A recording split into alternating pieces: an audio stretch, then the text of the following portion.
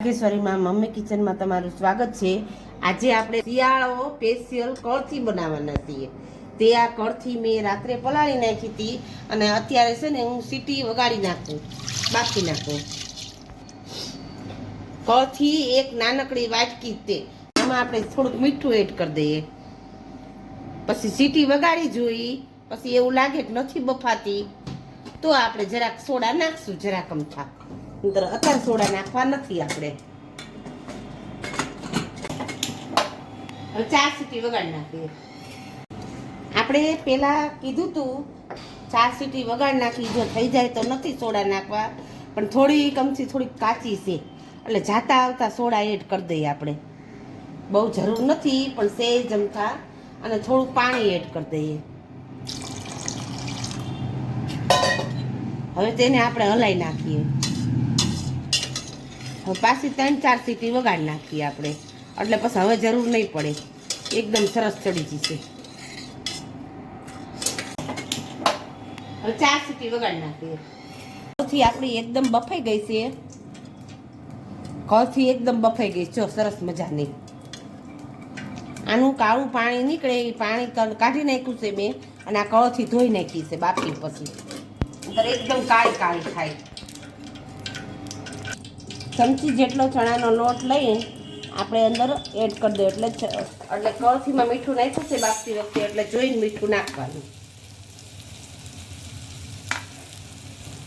સ્વાદ અનુસાર મીઠું।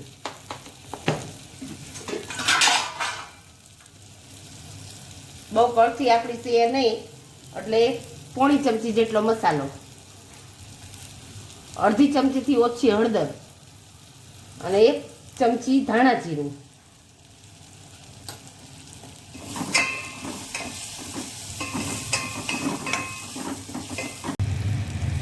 ખાંડ નાખવી હોય તો નાખી શકાય, ન નાખવી હોય તો તમે ન નાખી શકો।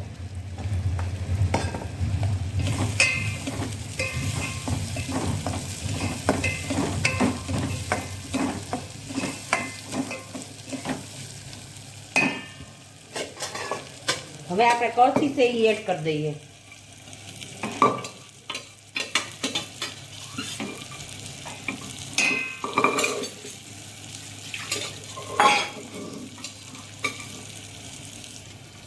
અને 1 કપ જેટલું પાણી,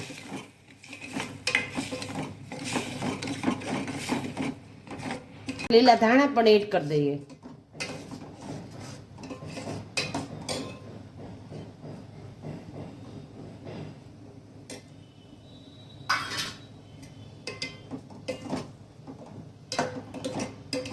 હવે આપણે કળથી તૈયાર થઈ ગઈ છે, જો આવી રસાવાળી રાખવાની।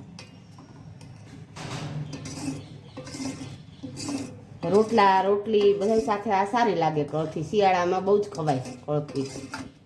હવે આપણે કળથી તૈયાર થઈ ગઈ છે, શિયાળાની સ્પેશિયલ આઈટમ કહેવાય આ કઠોળમાં। આ બહુ સરસ લાગે શિયાળામાં। જો તમને અમારી રેસીપી પસંદ આવી હોય તો અમારી ચેનલને તમે સબસ્ક્રાઈબ કરજો।